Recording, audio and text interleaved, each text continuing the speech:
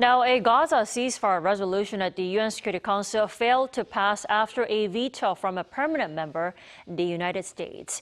This is already the fourth time Washington has used its veto power. Our Seung-jae explains. A UN Security Council draft resolution was put forward by 10 non-permanent members on Wednesday, calling for a ceasefire in Gaza.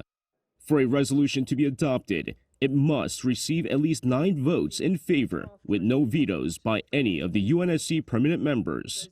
However, despite receiving 14 votes in favor of the draft resolution, it failed to pass due to 1 veto from a permanent member, the United States.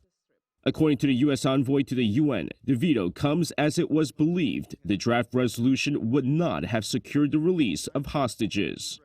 We made clear throughout negotiations we could not support an unconditional ceasefire that failed to release the hostages. Because, as this Council has previously called for, a durable end to the war must come with the release of the hostages. These two urgent goals are inextricably linked. This resolution abandoned that necessity, and for that reason, the United States could not support it. The veto was still met with major backlash despite the explanation from the U.S. ambassador to the UN.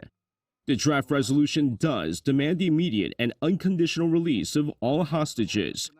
However, the U.S. felt the language was not strong enough, adding that the ceasefire was not on the condition of the release of hostages. Wood also added that the draft failed to condemn Hamas for the October 7th terrorist attack. Meanwhile, after visiting Beirut, U.S. envoy Amos Hochstein is headed to Israel to continue negotiations on an Israel-Hezbollah ceasefire.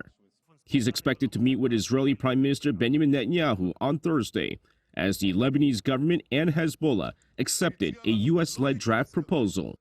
However, details of the ceasefire proposal are still unclear, and it remains to be seen whether Israel would also agree to the agreement after Hochstein's visit.